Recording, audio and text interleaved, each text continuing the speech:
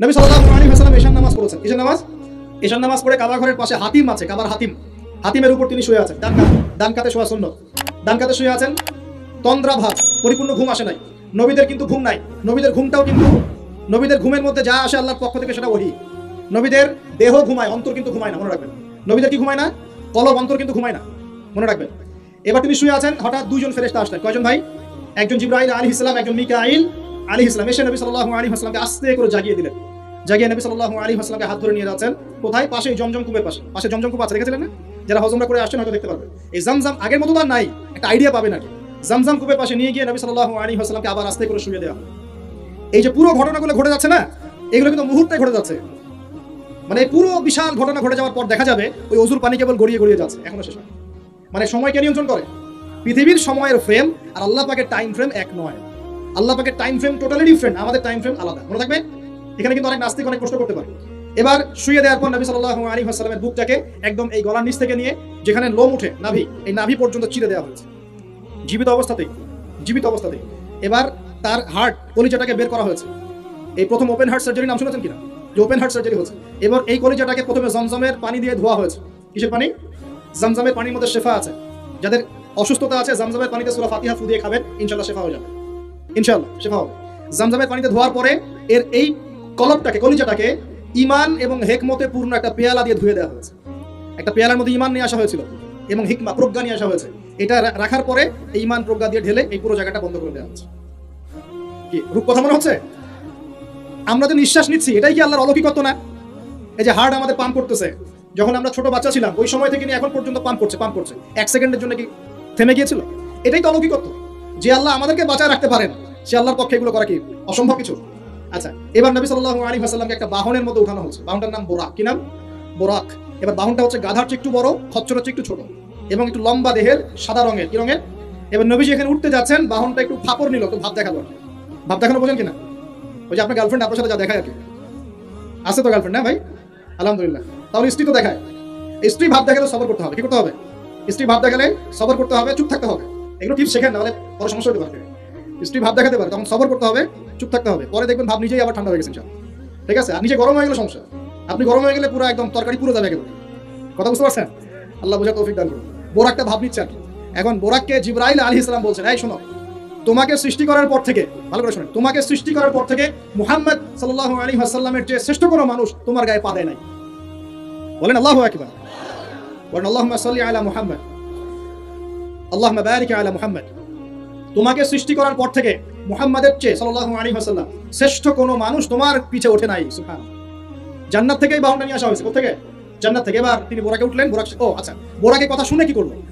বোরাক এই কথা শুনে ভাব তো চলে গেলই গেল, ও ঘামা শুরু করেছে, ঘামতে শুরু করেছে। অনেক সময় হয় না যে বড় কোনো ব্যক্তির সামনে গিয়ে থরথর করে কাঁপা শুরু করেছে, ও ঘামা শুরু করেছে। এবার নবী সাল্লাল্লাহু আলাইহি ওয়াসাল্লাম উঠে বসলেন, বিসমিল্লাহ। এবার চলছে। কোথার দিক, কোন উদ্দেশ্যে চলছে? ওই যে জেরুজালেম, নাম শুনেছেন কিনা? ওরাই তারা, আমি তো বারবার বলি আপনারা বিশ্বাস করেন না অনেকেই, এরাই তারা যারা দাজ্জালকে অনুসরণ করবে, দেখে নিয়ে সামনে। এবং এদেরকে নিয়ে দাজ্জাল বিশ্বটাকে শাসন করবে। বিশ্ব কেউ একা শাসন করতে পারে না, অনুসারী লাগে। এরাই তাদের অনুসারী, যারা বিশ্বের বড় বড় ডিপার্টমেন্ট এখন নিয়ন্ত্রণ করছে। ঠিকই, অবশ্যই নিয়ন্ত্রণ করছে, ভিতরে ভিতরে, আপনারা বুঝতে পারছেন। এবার ওই দিকে ছুটলো বোরাক। কিভাবে ছুটলো? নবীজি বলছেন সাল্লাল্লাহু আলাইহি ওয়াসাল্লাম, আমাদের চোখের সীমা যতদূর পর্যন্ত যায়, বোরাকের একটা পাই ততদূর পর্যন্ত যাচ্ছে। কখনো সূর্যাস্ত দেখেন নাই? কতদূর পর্যন্ত তাকানো যায়? ওই যে সূর্য ডুবছে, অতদূর পর্যন্ত বোরাকের একটা পা চলে যাচ্ছে। নিঃসন্দেহে আলোর বেগের চেয়ে বেশি বেগে যাচ্ছে সে। যদি যারা ফিজিক্স পড়ছেন, এই যে অ্যাস্ট্রোনমি নিয়ে পড়াশোনা করছেন, আপনারা তো জানেন, আলোর বেগের চাইতেও যদি দ্রুতগামী কোনো বাহন আবিষ্কার করা যায়, তাহলে সময়ের চেয়ে বেশি দূরে যাওয়া যাবে না? যাওয়া যাবে। বোরাকের গতি নিঃসন্দেহে আলোর গতির চেয়ে বেশি ছিল। এবার নবী সাল্লাল্লাহু আলাইহি ওয়াসাল্লাম বলছেন যে আমরা যখন বাইতুল মাকদাস, বা ওই যে বাইতুল মাকদিস, ওই যে মসজিদ আকসার ওখানে গেলাম, জিবরাইল আলাইহিস সালাম একটা পাথরের মধ্যে ফুটা করলেন। সেই পাথরের মধ্যে ফুটা করে বোরাকটাকে বেঁধে রাখলেন। আর এই পাথরের ফুটার মধ্যেই সমস্ত নবী রাসূল, এই পর্যন্ত যত নবী রাসূল এসেছেন, ওই ফুটার মধ্যেই তাদের বাহনকে বেঁধে রাখতেন। সুবহানাল্লাহ। এবার নবীজি মসজিদে ঢুকলেন। ঢুকে দেখছেন একজন মানুষ নামাজ আদায় করছেন, একটু লম্বা গরনের, ছিপছিপে দেহ, একটু লম্বা, চুলগুলো কোকড়ানো, কানের লতি পর্যন্ত। মনে থাকবে? চুলগুলো কোকড়ানো কি পর্যন্ত? তোমাদের মতো ছেলা নয়, ডান বাম, কানের লতি পর্যন্ত চুল, ছিপছিপে দেহ, লম্বা, শানুয়া গোত্রের মতো। নবীজি বলছেন অনেকটা শানুয়া গোত্রের মানুষের মতো। শানুয়া গোত্র কারা? একটু দেখে নিবা অনলাইনে। এখন নবী সাল্লাল্লাহু আলাইহি ওয়াসাল্লাম জিজ্ঞাসা করছেন উনি কে? জিবরাইল আলাইহিস সালাম বলছেন উনি হচ্ছেন নবী মূসা আলাইহিস সালাম। আল্লাহ পাক কিভাবে এটা করলেন আল্লাহ ভালো জানেন, এটা আমরা ব্যাখ্যা করতে পারবো না। নবী মূসা আলাইহিস সালাম নামাজ পড়ছেন। আরেকজনকে দেখলেন, তার গরন কিছুটা মাঝারি ধরনের, চুলগুলো হচ্ছে সিল্কি, মানে স্ট্রেট চুল, লম্বা। এবং সোনালী রঙের, কি রঙের? সোনালী, এবং গায়ের কালারটা হচ্ছে সাদা এবং লালের মিশ্রণে গঠিত। নবীজি জিজ্ঞাসা করলেন উনিকে, তাকে বলা হচ্ছে উনি হচ্ছেন নবী ঈসা আলাইহিস সালাম।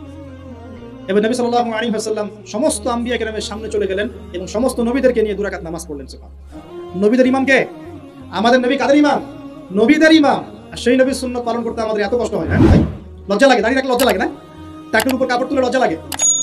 আস্তাগফিরুল্লাহ, আল্লাহ আমাদেরকে মাফ করুন। আমরা সর্বশ্রেষ্ঠ মানুষের উম্মত, সর্বশ্রেষ্ঠ নবীর উম্মত। আল্লাহ পাক আমাদেরকে যোগ্য উম্মত হওয়ার তৌফিক দান করুন। নবীজি নামাজ পড়লেন, নামাজ শেষ।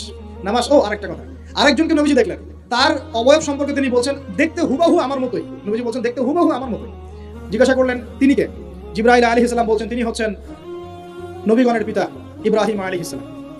ইব্রাহিম আলাইহিস সালামের দেহের গঠন চেহারা একদম আমাদের নবীর মতো ছিল। সুবহানাল্লাহ। হয়তোবা এই কারণেই, হয়তোবা আল্লাহ ভালো জানেন, আমরা কিন্তু দরুদে কার নাম পড়ি? নবীর নামের সাথে ইব্রাহিম আলাইহিস সালামের নাম পড়ি, এবং তার জীবনীর সাথে আমাদের নবীর জীবনী কিন্তু হুবাহু মিল আছে। আমাদের নবীজিকে হিজরত করতে হয়েছে, ইব্রাহিম আলাইহিস সালামকে করতে হয়েছে। ইব্রাহিম আলাইহিস সালামকে আগুনের পরীক্ষা দেওয়া লাগছে, আমাদের নবীকে বদরে উহুদে পরীক্ষা দেওয়া লাগছে, লাগে নাই? আমাদের নবীকে পাশে ছিলেন স্ত্রী খাদিজা রাদিয়াল্লাহু আনহা, ইব্রাহিম আলাইহিস সালামের পাশে ছিলেন স্ত্রী সারা এবং হাজরা আলাইহিস সালাম। মানে টোটালি মিল পাবেন আপনি, আপনি দেখবেন টোটালি মিল আছে। ওদিকে যাচ্ছি না আমি।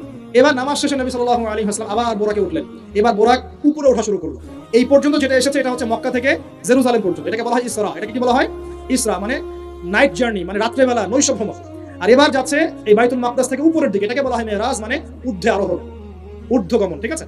এবার প্রথম আকাশে যখন পৌঁছালেন, প্রথম আকাশের দরজা আছে, কি আছে? আর প্রথম আকাশ মানে আমরা যে তারা দেখি এগুলো কিন্তু প্রথম আকাশে। ঠিক আছে? প্রথম আকাশ মানে প্রথম মহাকাশ। শুধু এটা নয় যে ওই যে ওজোনোস্ফিয়ার, আয়নোস্ফিয়ার যেটা ভাগ করেছে, এগুলো নয়। আমরা যা দেখি এগুলো সব হচ্ছে প্রথম মহাকাশের অংশ। এখানে দরজা আছে একটা, আমরা দেখতে পারি না। এখানে গিয়ে জিবরাইল আলাইহিস সালাম দাঁড়িয়ে গেলেন, নবী সাল্লাল্লাহু আলাইহি ওয়াসাল্লাম দাঁড়িয়ে গেলেন। ওই দিক থেকে আওয়াজ আসছে যে কে? জিবরাইল আলাইহিস সালাম বলছেন যে আমি জিবরিল। আপনার সাথে কে? বলা হচ্ছে আমার সাথে হচ্ছে বিশ্বনবী মুহাম্মদ রাসূলুল্লাহ সাল্লাল্লাহু আলাইহি ওয়াসাল্লাম। আপনাকে কি পাঠানো হয়েছিল তাকে আনার জন্য? তিনি বলছেন হ্যাঁ। তিনি বলেছেন হ্যাঁ, বাস হ্যাঁ, কারণ তিনি সাদিকুল আমিন। এবার দরজা খুলে দেওয়া হলো, তিনি ভিতরে ঢুকলেন, দেখলেন সেখানে একজন ব্যক্তি যিনি মাশাআল্লাহ ডান দিকে তাকাচ্ছেন, ডান দিকে অনেক আদম সন্তানের আকৃতি আছে, ডান দিকে তাকাচ্ছেন হাসছেন, বাম দিকে তাকাচ্ছেন, বাম দিকে অনেক আদম সন্তানের আকৃতি আছে, বাম দিকে তাকিয়ে কাঁদছেন। নবী সাল্লাল্লাহু আলাইহি ওয়াসাল্লাম বলেন উনি কে? তখন তাকে বলা হলো ইনি হচ্ছেন আপনাদের পিতা, আদম সন্তানদের পিতা আদম আলাইহিস সালাম। আদম আলাইহিস সালাম নবীকে দেখে সালাম দিলেন, আদম আলাইহিস সালাম নবীকে সালাম দিলেন, নবীও সালামের প্রত্যুত্তর করলেন এবং আদম আলাইহিস সালাম তার জন্য দোয়া করলেন, তিনি উঠে গেলেন আরো উপরে। এবার দ্বিতীয় মহাকাশে যখন চলে গেছেন, এই দ্বিতীয় মহাকাশ পর্যন্ত সায়েন্স যেতে পারে না, কেউই পারেনি, আল্লাহ রাসূল সাল্লাল্লাহু আলাইহি ওয়াসাল্লাম ছাড়া। এখানে গিয়ে তিনি দেখলেন সিমিলারলি দুজন বসে আছেন। কয়জন? দুজন। এবং দুজন এর পরিচয় জিজ্ঞাসা করলেন। জিবরাইল আলাইহিস সালাম বললেন ইনি হচ্ছেন ঈসা আলাইহিস সালাম আর ইনি হচ্ছেন ইয়াহইয়া আলাইহিস সালাম। দুজনের মাঝে কি সম্পর্ক? খালাতো ভাই। কি সম্পর্ক? খালাতো ভাই। এখানে বলে রাখি দুজনের মিলটা কি? এই দুজনকেই ইহুদিরা হত্যা করার চেষ্টা করেছে। ঈসা আলাইহিস সালাম এবং ইয়াহইয়া আলাইহিস সালাম উভয়কেই কারা হত্যা করার চেষ্টা করেছে? ইয়াহইয়া আলাইহিস সালামকে তো হত্যা করেই ফেলেছিল, আর ঈসা আলাইহিস সালামকে হত্যা করার চেষ্টা করেছিল, কিন্তু আল্লাহ পাক সেটা হতে দেন নাই। আল্লাহ পাক তাকে উঠিয়ে নিয়েছে। তিনি আবার আসবেন কিনা? কোথায় আসবেন? সিরিয়ায়। কেন আসবেন? কারণ তিনি এই পৃথিবী থেকে দাজ্জাল এবং তার সমস্ত বাহিনীকে মেরে ফেলবেন ইনশাআল্লাহ, এবং প্যালেস্টাইন থেকে সারা বিশ্বে 40 বছর রাজত্ব করবেন ইনশাআল্লাহ। এটা হবে কিনা? বিশ্বাস আছে তো ইনশাআল্লাহ? এটা হবে ইনশাআল্লাহ। এরপর সামনে যান, তৃতীয় আসমানে উঠলেন, সেখানে দেখছেন একজন ব্যক্তি যাকে এই পৃথিবীর অর্ধেক সৌন্দর্য দেওয়া হয়েছে। নবীজি বললেন তিনি কি এত অপরূপ সুন্দর? তখন নবী সাল্লাল্লাহু আলাইহি ওয়াসাল্লামকে বলা হচ্ছে তিনি হচ্ছেন ইউসুফ আলাইহিস সালাম, যাকে এই পৃথিবীর অর্ধেক সৌন্দর্য দেওয়া হয়েছে। আমরা সূরা ইউসুফ পড়ি আর মনে করি এটা হচ্ছে ইউসুফ জুলাইখার ঘটনা, তাই না ভাই? আসলে এখানে প্রেম কাহিনী কার? এখানে প্রেম কাহিনী হচ্ছে ইউসুফ আলাইহিস সালাম এবং তার বাবার। ভালো করে পড়ে দেখবেন, এখানে বাবা এবং ছেলের মহব্বতের কাহিনী বর্ণিত হয়েছে। আর ইউসুফ আলাইহিস সালামের বাহ্যিক সৌন্দর্য নিয়ে আমরা কথা বলি, তার বাহ্যিক সৌন্দর্যের চাইতে তার চরিত্রের সৌন্দর্য ছিল 1000 গুণ বেশি। জেনার অপবাদ দিয়েছে তাকে মানুষ, তিনি নির্দোষ হয়েও বিনা অপরাধে 12 বছর জেল খেটেছেন, তারপরেও তিনি অন্যায় পথে পা বাড়ান নাই। পারিয়েছেন? আল্লাহ পাক আমাদের এগুলো বোঝার তৌফিক দান করুন।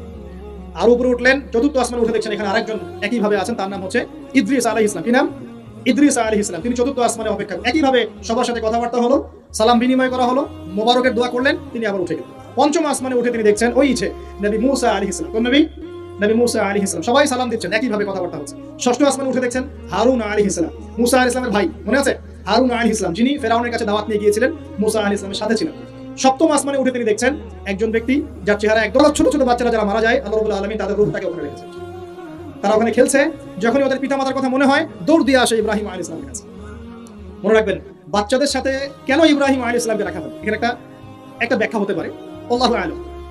শিশুদের সাথে থাকতে হলে শিশুর মতো মন থাকতে হয়। বাচ্চাদের সাথে কারা ভালোভাবে মিশতে পারে জানেন? যাদের মনটা বাচ্চাদের মতো, শিশুর মতো সরল হতে হয়, শিশুর মতো হতে হয়, সরল। যাদের মন শিশুর মতো সরল, এদের মনের মধ্যে কিন্তু হিংসা, বিদ্বেষ, রিয়া, অহংকার এগুলো থাকবে না। ইব্রাহিম আলাইহিস সালাম ওই শিশু কুরবানির পরীক্ষা ফেলতে হয়েছিল না? আল্লাহ রাব্বুল আলামিন দেখেন তাকে বাচ্চাদের সাথে রেখে দিয়েছে। বাচ্চারা ওখানে খেলাধুলা করে, যখনই ওদের বাবার কথা মনে হয়, মায়ের কথা মনে হয়, দৌড় দিয়ে ইব্রাহিম আলাইহিস সালামের কাছে চলে আসে। তিনি আদর করে দেন, আবার চলে যায়। কি চমৎকার দৃশ্য! তিনি হেলান দিয়ে আছেন বাইতুল মামুরে, সালাম করলেন, সালাম করে নবীজিকে বললেন, হে নবী, আপনার উম্মতকে জানিয়ে দিয়েন, আমি আপনাদেরকে সেটা জানিয়ে দিচ্ছি। হে নবী, আপনার উম্মতকে জানিয়ে দিয়েন যে জান্নাত হচ্ছে একটা উর্বর জায়গা, জান্নাতের পানি হচ্ছে মিষ্টি, জান্নাতের মাটি খুব উর্বর, জান্নাতের অনেক জায়গা ফাঁকা পড়ে আছে। আপনার উম্মতকে জানিয়ে দিন এই ফাঁকা জায়গাগুলোতে তারা যদি গাছ লাগাতে চায় তাহলে যেন পড়ে সুবহানাল্লাহ, আলহামদুলিল্লাহ, ওয়ালা ইলাহা ইল্লাল্লাহ, আল্লাহু আকবার, ওয়ালা হাওলা ওয়ালা কুওয়াতা ইল্লা বিল্লাহ। এই মেসেজটা কে দিয়েছেন? ইব্রাহিম আলাইহিস সালাম। এই যে বাইতুল মামুরে হেলান দিয়ে আছেন, এটা কি? নবীজি বলেন এটা হচ্ছে ফেরেশতাদের ইবাদত করার জায়গা।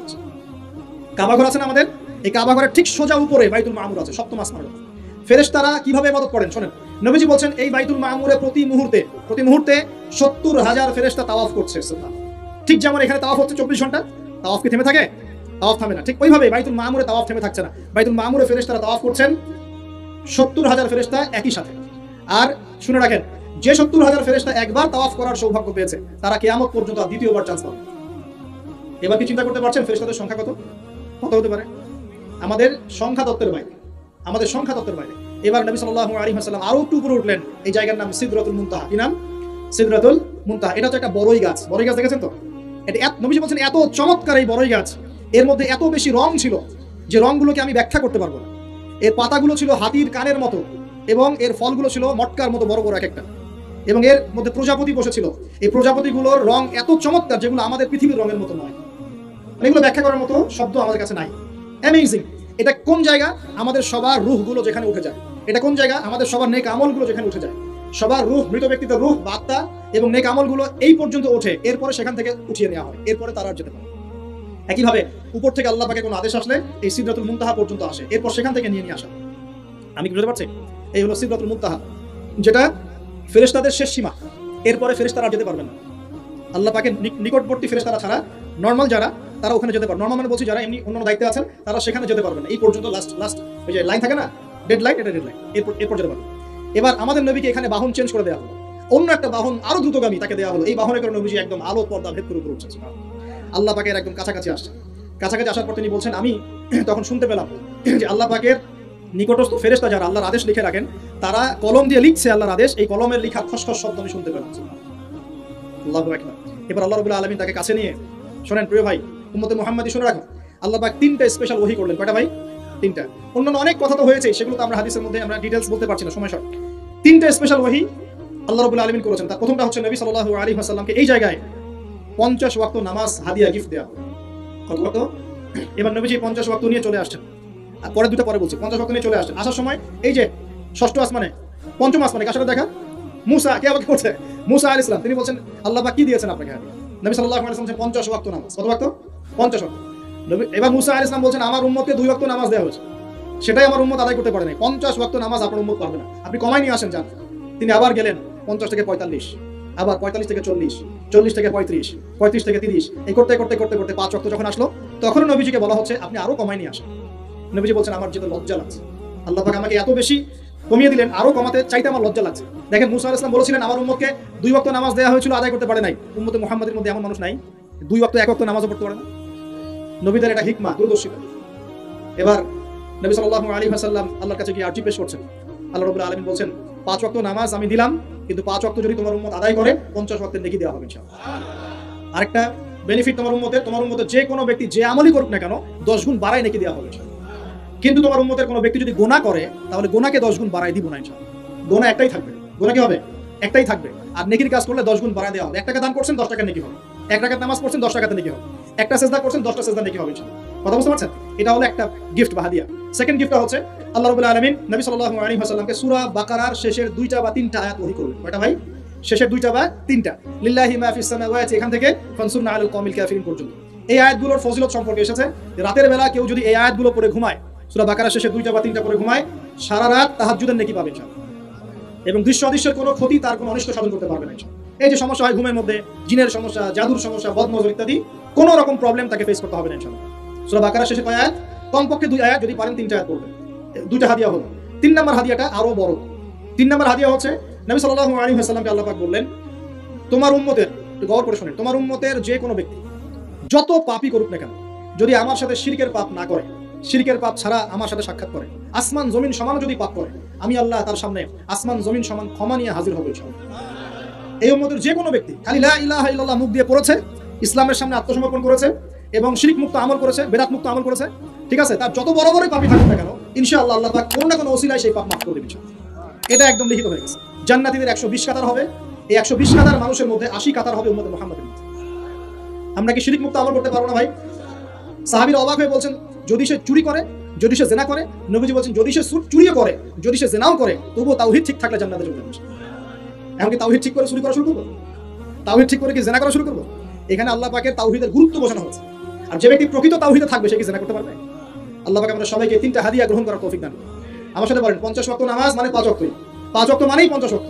1 ওয়াক্ত পড়ছি মানে 5 ওয়াক্ত পড়ছি। 1 ওয়াক্ত পড়ছি মানে 10 ওয়াক্ত পড়ছি। 1 ওয়াক্ত পড়ছি মানে 10 ওয়াক্ত পড়ছি। আমরা কিন্তু 50 ওয়াক্তে নেকিই পাচ্ছি ইনশাআল্লাহ। আমরা সবাই 5 ওয়াক্ত নামাজের হেফাজত করতে পারবো ইনশাআল্লাহ।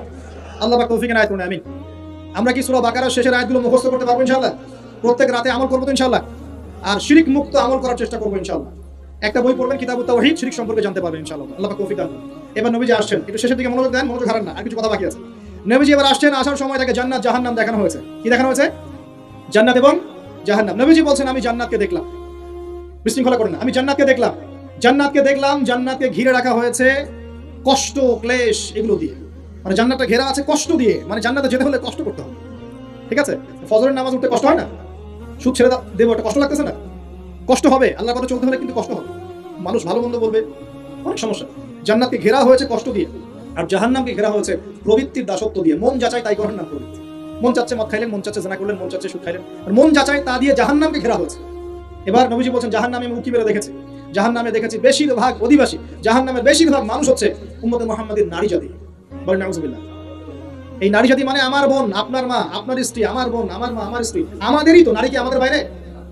কেন তারা জাহান্নামে যাবে? নবীজি বলছেন কয়েকটা কারণ। 1, তারা বেশি বেশি লানত এবং অভিশাপ করে। 1, 2, তারা এমন কিছু কাপড় পরে শেষ জামানায় বাইরে ঘুরবে যে কাপড়গুলো পরেও তারা নগ্ন থাকবে, 2, অর্থাৎ বেপরদামির কারণে। 3, তারা বুক পিঠ চাপড়ায়, প্রলাপ বিলাপ করে, এটা একটা কারণ।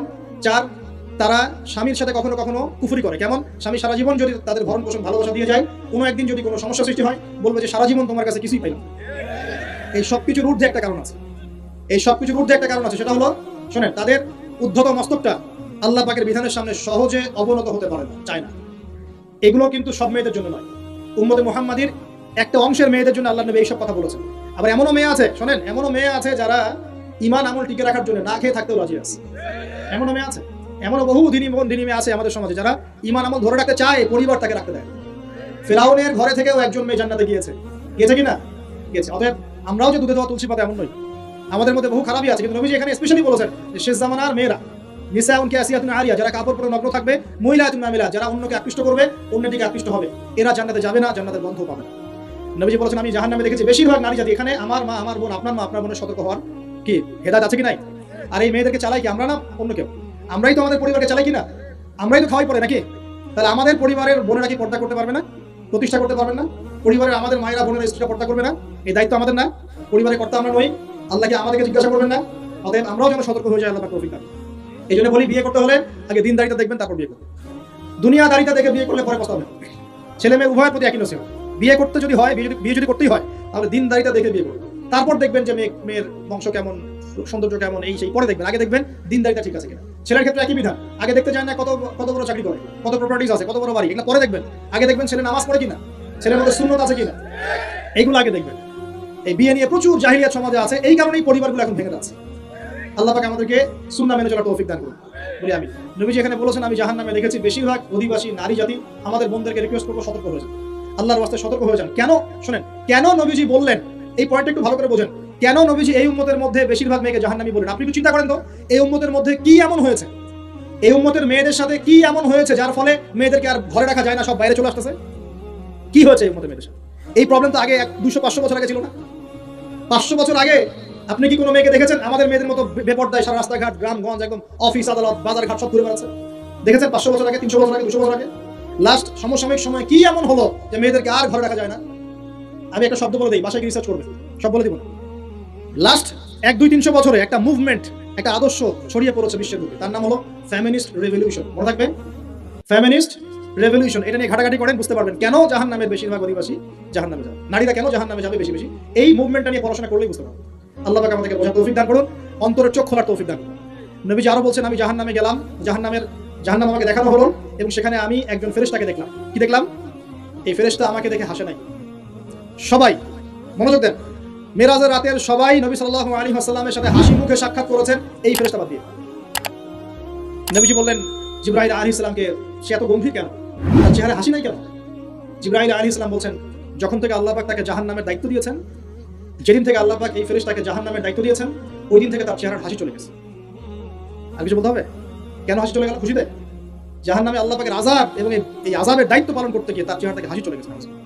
নবীজি জানালেন তার নাম হচ্ছে মালিক। কি নাম? মালিক। আমরা দোয়া করি আমরা যেন তার সাক্ষাৎ না পাই, আমরা দোয়া করি আমরা যেন তার সাক্ষাৎ না পাই, আমিন। এবার নবী সাল্লাল্লাহু আলাইহি ওয়াসাল্লাম আসছেন, আসার সময় সুঘ্রাণ পাচ্ছেন, সুঘ্রাণ। ও একটা কথা বলি নাই, জান্নাতে তিনি যখন দেখলেন, সেখানে দেখলেন যে এখানে বেশিরভাগ অধিবাসী হচ্ছে এই উম্মতের গরিব মানুষরা। এই উম্মতে কারা? গরিব মানুষ, টাকা পয়সা কম, এত হিসাব কিতাব নাই, পাঁচ ওয়াক্ত নামাজ পড়ে, রোজা রাখে, সাধ্যমতো দান সদকা করে, সত্য কথা বলে, জান্নাতে যাবে ইনশাআল্লাহ। গরিবদের 500 বছর আগে, কত বছর আগে? তার মানে এই উম্মতের যদি কেউ গরিব হয়ে থাকি আমরা, কষ্টের কিছু আছে? ইনশাআল্লাহ কষ্টের কিছু নাই। তারপর নবীজি আসছেন, তিনি বলছেন যে আমি একটা মিষ্টি জান্নাতি সুঘ্রাণ পেলাম। আমি জিজ্ঞাসা করলাম এটা কোথা থেকে আসছে? তখন জিবরাইল আলাইহিস সালাম বললেন, এই ঘ্রাণ আসছে ফেরাউনের মেয়ের চুল আঁচড়ে দিত একজন দাসী। হঠাৎ একদিন চিরুনি পড়ে গেল হাত থেকে, সে বিসমিল্লাহ বলে চিরুনি উঠিয়েছে, আর দাসী শুনে নিয়েছে বিসমিল্লাহ মানে, বিসমিল্লাহ মানে কি? আল্লাহর নামে মানে কি? তোমার কি ফেরাউন আমার বাবা ছাড়া আরো কোনো ইলাহ আছে নাকি? তখন সেই মহিলা বলেছিল, হ্যাঁ আমি এক আল্লাহর ইবাদত করি, ফেরাউনেরও রব হচ্ছে আমার আল্লাহ। এই অপরাধে তাকে ফেরাউন বড় আগুনের কুণ্ডলি খুঁড়ে তাকে ওখানে নামিয়ে দিয়েছিল, এবং তার 3টা কি 4টা বাচ্চা ছিল, এই সব বাচ্চাগুলোকে তার চোখের সামনে পুড়িয়ে মেরেছে। শেষে একটা বাচ্চা ছিল, কোলের বাচ্চা, এই বাচ্চাকে নিয়ে সে লাফ দিবে, তাকে বাধ্য করা হচ্ছে, সে তো নিজে মরতে রাজি, কিন্তু বাচ্চাটা মায়া লাগবে না, সে বাচ্চাকে নিয়ে লাফ দিতে চাচ্ছে না। তখন আল্লাহ পাক ওই বাচ্চার জবানে আল্লাহর কুদরত, আল্লাহর মুজিজা চালু করে দিলেন, ওই বাচ্চা কথা বলা শুরু করল। ওই বাচ্চা বলল, হে আমার ইসবিরি ইয়া উম্মা, হে আমার মা সবর করো, ফাইন্না মাউইদুনাল জান্নাহ, আমাদের জন্য আল্লাহ পাক জান্নাত রেখেছেন। লাভ দিয়ে জান্নাত। ওই যে ফেরাউনের স্ত্রী বলা ঠিক না, এখানে ফেরাউনের ওই দাসী যে চুল আশ্রয় দিত, আসিয়া, যার নাম বলা হয় কোনো জায়গায় আসিয়া, এবং তার সন্তানদেরকে যেখানে দাফন করা হয়েছে, ওখান থেকে জান্নাতের ঘ্রাণ আসছে। কে পেলেন এই ঘ্রাণ? রাসূলুল্লাহ সাল্লাল্লাহু আলাইহি ওয়াসাল্লাম। এবার তিনি চলে আসছেন, এসে কাবা ঘরের হাতিমে আবার এসে সেখানে আসলেন, এখানে বিমর্ষ মুখে বসে আছে। কেন মন খারাপ যে আমি যদি এই ঘটনা যদি কালকে এখন সকালে সবাইকে বলা শুরু করি, সবাই তো আমাকে এখন কি বলবে? মিথ্যাবাদী বলবে, এমনি তো মিথ্যাবাদী বলছে, এখন এই ঘটনা আবার বিশ্বাস করবে কি? এখন সকালবেলা আবু জাহেল আসছে, আয়েশা বলছে যে কি নতুন কিছু ঘটনা ঘটছে নাকি, নতুন কোনো ঘটনা আছে নাকি, টিটকারি করলো আর কি। রাসূল সাল্লাল্লাহু আলাইহি ওয়াসাল্লাম বলছেন, আমি গতকালকে আকসায় গিয়েছিলাম। এখন আবু জাহেল বলছে, ও আচ্ছা চমৎকার, আকসায় গিয়েছিলেন তাই নাকি, আর কি করেছেন? বলছে আমি এই ঘটনা ঘটেছে আমার সাথে। তখন সবাইকে সে ঢোল পিটায় নিয়ে আসলো, আরে আসো আসো, মুহাম্মদ কি বলে শোনো, দেখো কি বলে, তো পাগল হয়ে গেছে। নাউজুবিল্লাহ। বলছে আকসায় গিয়েছিল, বলো তো আকসায় কি কি আছে? সুবহানাল্লাহ, আল্লাহ রাব্বুল আলামিন, এখন যেমন ভিডিও দেখি না আমরা, এইভাবে আল্লাহ রাব্বুল আলামিন মসজিদুল আকসাকে নবীর সামনে তুলে ধরলেন, সামনে। এবং নবী সাল্লাল্লাহু আলাইহি ওয়াসাল্লাম দেখে দেখে বলছেন আকসায় কয়টা দরজা আছে, কয়টা জান্নাত আছে, পূর্ব দিকে কি আছে, পশ্চিম দিকে কি আছে, সিঁড়ি কয়টা, সব বলে দেন। এরপর আবু বকর সিদ্দিকের সামনে একজন কাফের গিয়ে বলছে, জানো মুহাম্মদ কি বলেছে? মুহাম্মদ এই কথা বলেছে। আবু বকর সিদ্দিক তখন বলছেন যে আমি তো এর চাইতেও কঠিন কথা বিশ্বাস করি, আমি তো বিশ্বাস করি যে নবী সাল্লাল্লাহু আলাইহি ওয়াসাল্লামের কাছে আসমান থেকে আল্লাহর ওহী আসে, আর মেরাজের রাতটা এমন কি, আমি তো বিশ্বাস করি আল্লাহ তার সাথে কথা বলেন, আল্লাহ পাকের কথা তার কাছে আসে, আল্লাহর কালাম তার কাছে আসে। ওই দিন থেকে নবী সাল্লাল্লাহু আলাইহি ওয়াসাল্লামের এই সাহাবীর নাম হয়ে গেল আবু বকর সিদ্দিক। এখন এর মাঝখানে আর কয়েকটা কথা হয়েছে, আমাদের নবী পরে হাদিসে জানিয়েছেন, এগুলো বলে শেষ করছি। নবীজি বলছেন, আমি যখন মেরাজের রাতে গিয়েছি, আমাকে আল্লাহ পাক কিছু আযাব দেখিয়েছে। কি দেখেছেন ভাই? আমরা দোয়া করি আল্লাহ পাক এই আযাবগুলো থেকে আমাদেরকে বাঁচান, এবং যে পাপের কারণে এই আযাব হয় সেই পাপ থেকে আমাদেরকে বাঁচান, বলেন আমিন। আরেকটা কথা বলে রাখি, যেহেতু নবীকে এই আযাবগুলো দেখানো হয়েছে, অন্য কোনো নবীকে কিন্তু দেখানো হয়নি। কাকে দেখানো হয়েছে? আমাদের নবীকে। তার মানে এই পাপগুলো এবং এই আযাব আমাদের উম্মতের মধ্যেই বেশি থাকে। বুঝতে পারছেন না? এই আযাব এবং পাপগুলো কি অন্য কোনো নবীকে দেখানো হয়েছে? আমাদের নবীকে দেখানোর কারণ কি? কারণ আপনার উম্মতের মধ্যে এই পাপগুলো ছড়াবে বেশি, এবং আপনার উম্মতের একটা অংশ এই আযাবগুলো ভোগ করবে। কি আযাব? নবীজি যাচ্ছেন, দেখছেন, যুবকরা শুনে ভালো করে, নবীজি দেখছেন একটা চুলা, কি ভাই, তন্দুর রুটি দেখেছেন যে চুলায় রান্না করে, ঠিক ওই রকম শব্দই হাদিস এসেছে, তান্দুর। এই চুলা এমন চুলা যার মাথাটা হচ্ছে সরু, নিচের দিকটা মোটা, নিচে আগুন জ্বলছে, ভিতরে কিছু মানুষ আছে, নিচ থেকে আগুনের দাবদাহ আসছে, যখনই আগুন আসছে জাহান্নামের, তখন তারা ধাউ ধাউ করে উপরে উঠছে, আবার যখন আগুন নেমে যায় তখন তারা নিচে নেমে যায়। নবীজি মর্মান্তিক দৃশ্য দেখে বললেন যে এরা কারা, যাদেরকে এমন আযাব দেওয়া হচ্ছে? জিবরাইল আলাইহিস সালাম বললেন, যুবক ভাই শোনেন ভালো করে, জিবরাইল আলাইহিস সালাম বললেন, এরা হচ্ছে আপনার উম্মতের সেই সব ব্যক্তি যারা বিবাহ বহির্ভূত জিনা করেছিল। এই পাপটা মারাত্মক। আল্লাহ পাক আমাদের সবাইকে পাপ থেকে ফিরে আসার তৌফিক দান করুন, এবং এই পাপ যদি করে থাকেন হতাশ হবেন না, তওবা করে আজকেই ফিরে আসবেন। তওবা করলে আল্লাহ পাক যে কোনো পাপ মাফ করে দেবেন ইনশাআল্লাহ। যে কোনো পাপ, তওবা খাস করতে হবে, কোনোদিন এই পাপে লিপ্ত হওয়া যাবে না। এই যে গত 3-4 দিন আগে একটা দিবস চলে গেল না, লক্ষ লক্ষ কোটি কোটি যুবক যুবতী পাপ করেছে, করে নাই? আর আমরা উস্কে দিয়েছিলাম কাছে আসার গল্প, অমুক তমুক, হাবি যাবি, কত কথা। আর এদের স্লোগানগুলো এত চটকদার, খুব মজা লাগে, খুব মজা, মুখরোচক ভাবে উপস্থাপন করে। আল্লাহ পাকের কাছে আসার গল্প করা যায় না, রাসূলের কাছে আসার গল্প করা যায় না। আসলে এখনকার মিডিয়াগুলো এতটাই নির্লজ্জ হয়ে গেছে। কেন বলছি শোনেন, ইসলামের সাথে শত্রুতা তো আছেই, কোনোদিনও আল্লাহর কাছে আত্মসমর্পণ করা লাগে এমন কোনো ওয়ার্ডও বলবে না। টাইটেল দিবে ভূমিকম্পের কাছে মানুষ কত অসহায়, টাইটেল দিয়েছে একটা। প্রাকৃতিক বিপর্যয়ের সামনে মানুষ কত অসহায়, প্রকৃতির কাছে মানুষ কত অসহায়, এসব টাইটেল দিয়ে ভিডিও দিচ্ছে। ওই যে ভূমিকম্প ইস্যুতে একটাবারও বললো না যে এই আল্লাহ পাকের কাছে, আল্লাহর শক্তির সামনে মানুষ কত অসহায়। ওই শব্দ ব্যবহার করা যাবে না। ওই শব্দ ব্যবহার করলে আপনি মৌলবাদী হয়ে যাবেন। যে প্রকৃতিটা কি, প্রকৃতি কে, প্রকৃতি কাকে বলে, কত প্রকার, প্রকৃতির স্রষ্টা কে, প্রকৃতি কে নিয়ন্ত্রণ করছে? ভূমিকম্পের কোনো ক্ষমতা আছে না? ভূমিকম্প যে দেয় তার ক্ষমতা আছে। এই সাগরের কোনো ক্ষমতা আছে? সাগরে যে জলোচ্ছ্বাস দেয় তার ক্ষমতা আছে। এই মাটিটাকে স্থির কে রেখেছে? এখন আমরা তো এখনো মহাবিশ্বে ঘুরছি না? এই যে ওয়াজ করছি যখন আমরা, এখনো পৃথিবীটা ঘুরছে, আমরা কি বুঝতে পারছি কে পৃথিবীকে স্থির রাখলো? কেউ বলবে না যে আল্লাহর আযাবের সামনে মানুষ কত অসহায়।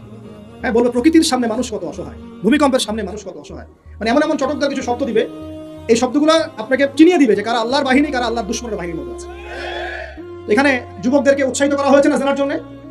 আর নবী সাল্লাল্লাহু আলাইহি ওয়াসাল্লামকে কেন দেখানো হলো? কারণ তার উম্মতের মধ্যে জেনার ভাব ছড়িয়ে পড়বে বেশি। কিসের মধ্যে? চুলার মধ্যে শাস্তি দেওয়া হচ্ছে, চুলায় শাস্তি দেওয়া হচ্ছে। নবীজি বলছেন তাদের ভিতর থেকে এত দুর্গন্ধ বের হচ্ছিল যেন মনে হচ্ছিল যে কোনো পাবলিক টয়লেটের পাশ দিয়ে আমরা যাচ্ছি। প্রিয় ভাই, আল্লাহর ওয়াস্তে জেনার ধার কাছেও যায় না। আল্লাহ পাক বলেছেন ওয়ালা তাকরাবু জিনা, জেনার কাছেও যেও না। তো এক নাম্বার শাস্তি কি দেখেছেন নবী সাল্লাল্লাহু আলাইহি ওয়াসাল্লাম? কিসের শাস্তি? তন্দুর চুলার মধ্যে আগুনের শাস্তি। কিসের পাপের কারণে? বলেন, জেনা। এই উম্মতে মুহাম্মাদের মধ্যে জেনা ছড়িয়ে পড়েছে কিনা? এখন আমরা কি এই স্রোতে গা ভাসাবো না দূরে থাকবো? আমরা হালাল উপার্জনের সোর্স তৈরি করব, করে হালাল বিয়ে করবো ইনশাআল্লাহ। হালাল উপার্জনের মাধ্যম তৈরি করবেন, করে বিয়ে করবেন ইনশাআল্লাহ। বিয়ের আগে কোনো পীড়িত নাই, সব পীড়িত বিয়ের পর ইনশাআল্লাহ পারা যাবে ইনশাআল্লাহ। আর সব আগে ভাগে খেয়ে শেষ করে ফেললে পরে খাবেন কি? তাই না বিষয়টা? আচ্ছা, এবার সামনে যাই। নবী সাল্লাল্লাহু আলাইহি ওয়াসাল্লাম সামনে গেলেন, গিয়ে দেখলেন, এবার দেখলেন কিছু মানুষ বসে আছে, সামনে আছে টাটকা তরতাজা গোশত, একদম ধোঁয়া উঠতেছে, একদম মনে করেন ওই কালা ভুনার মতো। আর পাশে রাখা আছে পচা, নোংরা, আবর্জনাময় গোশত। এই মানুষগুলো ভালো গোশত খাচ্ছে না, এই মানুষগুলো পচা গোশতগুলোই খাচ্ছে, দুর্গন্ধযুক্ত। নবীজি বললেন এরা কারা? নবী সাল্লাল্লাহু আলাইহি ওয়াসাল্লামকে বলা হচ্ছে এরা আপনার উম্মতের সেই সব ব্যক্তি যারা বিবাহিত, ভালো করে শুনেন, এরা আপনার উম্মতের সেই সব ব্যক্তি যারা বিবাহ বহির্ভূত সম্পর্ক করেছে। মানে বিয়ে করার পরেও, বাসায় স্ত্রী থাকার পরেও বাইরে জেনা করেছে, বাসায় স্বামী থাকার পরেও বাইরে জেনা করেছে। এখন আমাকে বলেন তো, উম্মতে মুহাম্মাদের মধ্যে সমকালীন সময় এই ফিতনাটা ছড়িয়ে পড়ে নাই? পরকীয়া ছড়িয়ে পড়ে নাই? এটা হলো পরকীয়ার স্পেশাল শাস্তি। কারণ পবিত্র হালাল ফ্রেশ জিনিস ওদের ঘরে ছিল, খাইতে ভালো লাগে না, ওদের নোংরা পচা জিনিস খেতে ভালো লেগেছে। আল্লাহ পাক কিয়ামতের মাঠে ওই এবং বারজাখের জীবনেও ওই একই শাস্তি দিবেন ইনশাআল্লাহ। আর এখন তো মিডিয়ার মধ্য দিয়ে যে বিভিন্ন সিরিয়ালস, নাটক, হাবি জাবি, এগুলোর মধ্য দিয়ে এটাকে উস্কে দেওয়া হচ্ছে, এটাকে অ্যাভেলেবেল করে ফেলা হচ্ছে। আর যারা বড় বড় শহরে থাকে এগুলো তো ফিতনা আরো বেশি। আল্লাহ পাক আমাদের মা বোনদেরকে বোঝার তৌফিক দান করুন, আর আমাদের ভাইদেরকে বোঝার তৌফিক দান করুন। আমাদের সবাইকে আল্লাহ পাক পরকীয়ার মতো নোংরা পাপ থেকে হেফাজত করুন, বিবাহ বহির্ভূত সম্পর্ক থেকে হেফাজত করুন। আরো সামনে যান, নবীজি দেখলেন এবার একটা রক্তের নদী। কিসের নদী ভাই? প্রশ্ন করবো কেন রক্তের নদী, উত্তর দিতে হবে। ওই রক্তের নদীতে আল্লাহ পাক কিছু মানুষকে রেখেছেন। ফেরেশতারা পাথর দিয়ে তাদের মাথা ফাটিয়ে দিচ্ছে, পাথর ছিটকে অন্য জায়গায় চলে যাচ্ছে, পাথর নিয়ে আসার মুহূর্তের মধ্যেই মাথা আবার জোরে লেগে যাচ্ছে, আবার পাথর দিয়ে মাথা ফাটিয়ে দেওয়া হচ্ছে, আবার পাথর ছিটকে চলে যাচ্ছে। নবীজি জিজ্ঞাসা করলেন এরা কারা যাদেরকে শাস্তি দেওয়া হচ্ছে? নবী সাল্লাল্লাহু আলাইহি ওয়াসাল্লাম জিবরাইল আলাইহিস সালাম বলেন এরা আপনার উম্মতের সেই সব ব্যক্তি যারা সুদখোর ছিল। কি ছিল? এখন বলেন রক্তের নদী কেন? বলেন, উত্তর দেন দেখি, কে বলতে পারবেন? বিসমিল্লাহ, মাশাআল্লাহ, শুকরিয়া। সুদের মধ্য দিয়ে এক শ্রেণীর মানুষ ধনী হয়, আর এক শ্রেণীর মানুষ গরিব হয়। সুদের মধ্য দিয়ে গরিব মানুষের রক্তটাকে চুষে খাওয়া হয়। এই কারণেই কিয়ামতের মাঠে এবং বারজাখের জীবনে রক্তের নদীতে ফেলে মাথাটা ফাটিয়ে দেওয়া। মাথা কেন ফাটানো হবে? এই মাথা দিয়ে শয়তানি বুদ্ধিটা বের করেছিল যে ইন্নামাল বাইউ মিসলু রিবা, সুদ হচ্ছে ব্যবসার মতোই। এই শয়তানি কোথা থেকে বের হইছে? এই মাথা থেকে। কোন মাথা ফাটাতে হবে? আল্লাহ পাকের শাস্তিগুলো নিপুণ। আমি চিন্তা করার চেষ্টা করেছিলাম আজকে কেন এই শাস্তিগুলো এইভাবে আসবে। আল্লাহু আ'লাম বিসওয়াব, আল্লাহ ভালো জানেন, তবে আমাদের কাছে এটা মনে হয়। এরপর সামনে যান, এই পাপের কারণেই আরো কিছু মানুষকে শাস্তি পেতে দেখা গেছে। নবীজি দেখেছেন আরো এক শ্রেণীর মানুষ যাদের পেটটা ফুলে আছে। প্রাসাদ দেখেছেন, অট্টালিকার মতো পেটটা ফুলে আছে, ভিতরে সাপ কিলবিল করছে। না না না না, নবীজি জিজ্ঞাসা করলেন এরা কারা? এই হাদিসেও আছে এরা ছিল আপনার উম্মতের সুদখোর ব্যক্তি, পেটের ভিতর সাপ কিলবিল করছে। আরেকটা জায়গায় তিনটা দেখা গেছে সুদখোরের শাস্তি। কয়টা ভাই? তিনটা। একটা দেখলাম রক্তের নদীতে মাথা ফাটানো, আরেকটা হচ্ছে পেটের মধ্যে সাপ কিলবিল করছে, আরেকটা হচ্ছে দেখলেন কিছু মানুষ পানিতে হামাগুড়ি দিচ্ছে এবং পাথর খাচ্ছে। কি খাচ্ছে ভাই? পাথর। এবং এই পাথরটা ভিতরে যাচ্ছে, গিয়ে পিছনের রাস্তা দিয়ে বের হয়ে যাচ্ছে। নবীজি বলেন এরা কারা? একই উত্তর দিলেন জিবরাইল আলাইহিস সালাম, এরা হচ্ছে আপনার উম্মতের সুদখোর ব্যক্তি। সুদের এই তিনটা শাস্তি স্পেশাল দেখা গেছে। কেন আল্লাহ ভালো জানেন, আমরা সব ব্যাখ্যা করতে পারবো না। নবীজি আরো সামনে এগিয়ে গেলেন, তাকে দেখানো হলো এবার এক শ্রেণীর ব্যক্তি, হাতগুলো নখগুলো তামার মতো লম্বা, তামার নখ, লম্বা লম্বা নখ, দেখেছেন কোন কোন মুভির মধ্যে দেখা গেছে, ছবির মধ্যে তামার লম্বা লম্বা। হ্যাঁ, এই নখগুলো দিয়ে তারা চোখ এবং গাল আঁচড়াচ্ছে, কোনো কোনো ক্ষেত্রে বুক আঁচড়াচ্ছে এবং ওই গোশতগুলো খাচ্ছে। নবী জিজ্ঞাসা করলেন এরা কারা? নবীজিকে বলা হচ্ছে এরা আপনার উম্মতের সেই সব ব্যক্তি যারা বেশি বেশি গীবত করতো এবং অন্যের নামে মিথ্যা অপবাদ ছড়াতো। আর সতর্ক করে দেই, এই পাপটা কিন্তু এখন ছেলে মেয়ে সব সমাজে বেশি হয়, কি আলেম জালেম সব সমাজে বেশি হয়। কোনো কোনো ক্ষেত্রে ওয়াজ মাহফিলের প্যান্ডেলগুলোর মধ্যে বসে বসে মানুষের গীবত করা হচ্ছে। এবং অনলাইনের ফেসবুক আর ইউটিউবের যে কন্টেন্টের যুগগুলো চলছে, এখানে কারণ থাক না থাক মানুষের গীবত প্রচুর হচ্ছে, কোনো কারণে হোক অকারণে হোক।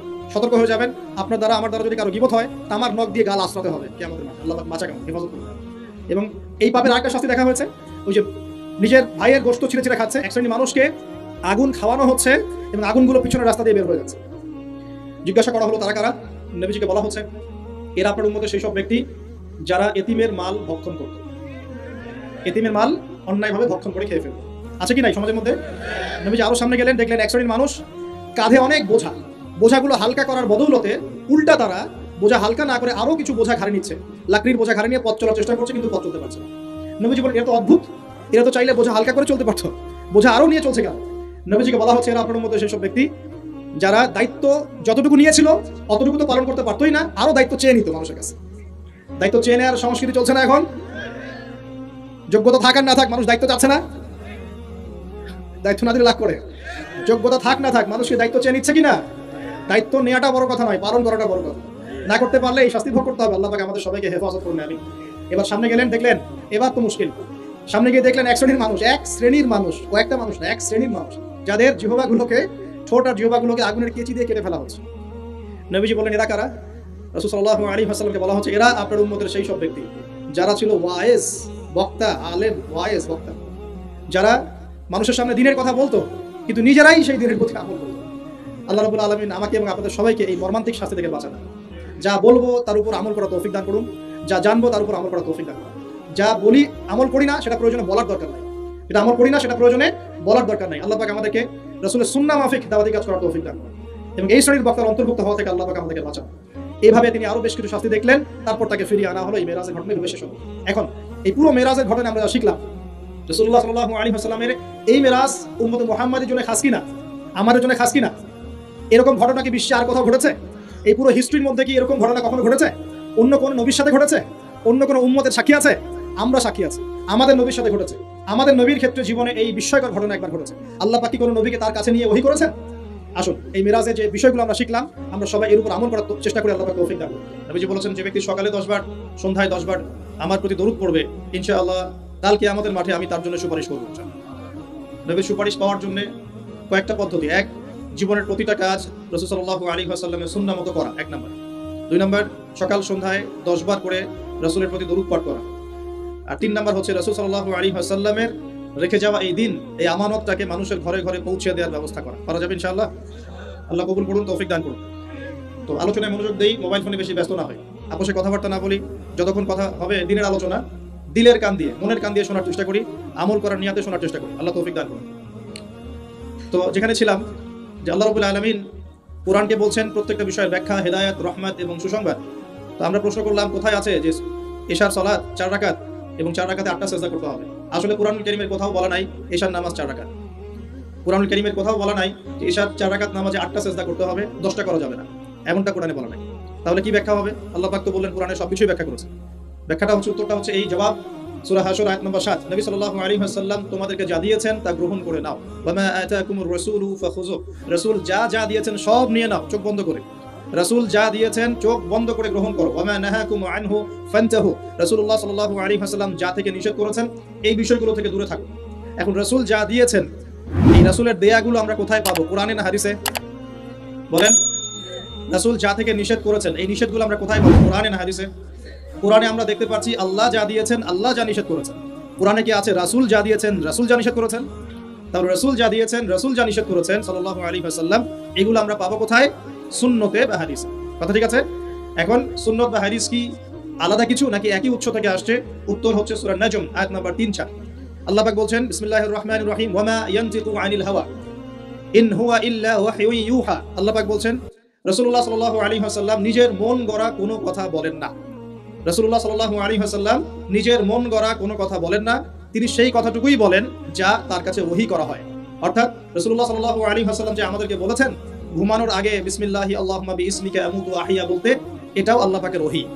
রাসূল সাল্লাল্লাহু আলাইহি ওয়াসাল্লাম যে আমাদেরকে শিখিয়েছেন বাথরুমে ঢোকার সময় বাম পা দিয়ে ঢুকতে, ডান পা দিয়ে বের হতে, ঢোকার সময় বলতে বিসমিল্লাহ আল্লাহুম্মা ইন্নী আউযু বিকা মিনাল খুবুসি ওয়াল খাবাইস, আর বের হওয়ার সময় বলতে আলহামদুলিল্লাহিল্লাযী আযহাবা আনিল আযান ওয়া আফানি গফরানাকা। এই প্রত্যেকটা দোয়াও আল্লাহর পক্ষ থেকে ওহী। আমি কি বুঝাতে পারছি? রাসূল যে বলেছেন বিসমিল্লাহ বলে ওযু শুরু করতে এবং ওযু শেষ করার পরে কালিমা শাহাদাত পড়তে, এটাও আল্লাহর পক্ষ থেকে কি বলেন? ওহী। রাসূল যে বলেছেন স্ত্রীর সাথে মিলন করার আগে বলবে বিসমিল্লাহ আল্লাহুম্মা জান্নিবনা শাইতান ওয়া জান্নিবাশ শাইতান মা রাযাকতানা, এই দোয়াটাও আল্লাহর পক্ষ থেকে কি ওহী। রাসূল সাল্লাল্লাহু আলাইহি ওয়াসাল্লাম যে প্রত্যেকটা কাজ ডান দিক থেকে করতে বলেছেন, এটাও আল্লাহ পাকের কি ওহী। এরকম প্রতিটা কাজ শুধু আমাদের ব্যক্তি জীবনের আমল নয়, বরং আমাদের পারিবারিক জীবন, সামাজিক জীবন, আমাদের রাষ্ট্রীয় জীবন, আমাদের অর্থনৈতিক জীবন, প্রত্যেকটা জীবনের প্রতিটা কাজই রাসূলুল্লাহ সাল্লাল্লাহু আলাইহি ওয়াসাল্লামের সুন্নাত মতো করার নামই হচ্ছে ইত্তেবায়ে সুন্নাহ, নবীর সুন্নতকে অনুসরণ করা। এবং নবীর সুন্নতকে অনুসরণ না করলে কেউ জান্নাত যেতে পারবে না। রাসূলের সুন্নতকে অনুসরণ না করলে কেউ জান্নাত যেতে পারবে না, এটাই চূড়ান্ত কথা। যে যার সুন্নত অনুসরণ করবে তার সাথে তার হাসর হবে। যে মেসি নেইমারের সুন্নত অনুসরণ করছে তার সাথেই তার হাসর হবে, এটাই স্বাভাবিক। আর যে রাসূলুল্লাহ সাল্লাল্লাহু আলাইহি ওয়াসাল্লামের সুন্নাত ফলো করবে তার সাথেই তার হাসর হবে ইনশাআল্লাহ তাআলা। তাই রাসূলের সুপারিশ পাওয়ার এবং তার সাথে জান্নাতে থাকার একটাই অপশন, সেটা হলো নবী সাল্লাল্লাহু আলাইহি ওয়াসাল্লামের সুন্নাহ মাফিক জীবন গড়া। রাসূলের সুন্নাহ মাফিক শুধু নামাজ গড়া নয়, রাসূলের সুন্নাহ মাফিক শুধু দাড়ি রাখা নয়, রাসূলের সুন্নাহ মাফিক শুধু খাওয়া নয়, বরং জীবন গড়া। অর্থাৎ জীবনের সবগুলো কাজ রাসূলের সুন্নাহ মতো করার নাম হলো ইত্তেবায়ে সুন্নাহ। আমরা কি বুঝাতে পারছি? আল্লাহ পাক আমাদের সবাইকে জীবনের প্রত্যেকটা কাজ নবী সাল্লাল্লাহু আলাইহি ওয়াসাল্লামের সুন্নাত মতো করার তৌফিক এনায়েত করুন, সকলেই বলি আমিন। এখন আমাদের নবী সাল্লাল্লাহু আলাইহি ওয়াসাল্লাম এমন একটা সমাজে নবুয়ত পেয়েছিলেন, একটু বোঝার চেষ্টা করবেন সমাজ। আমার কথা কি বুঝতে পারছেন? আইয়ামে জাহিলিয়াতের মানুষরা যে আল্লাহকে বিশ্বাস করতো না, বিষয়টা এমন না। আইয়ামে জাহিলিয়াতের মানুষরা আল্লাহকে ঠিকই বিশ্বাস করতো, কিন্তু আল্লাহকে পাওয়ার জন্য ওসিলা পূজা করতো, মাধ্যম পূজা করতো, কবর পূজা করতো, কোনো কোনো ক্ষেত্রে মৃত মানুষের পূজা করতো, প্রকৃতি পূজা করতো, আবার কেউ কেউ ছিল নাস্তিক। এরকম ছিল আইয়ামে জাহিলিয়া।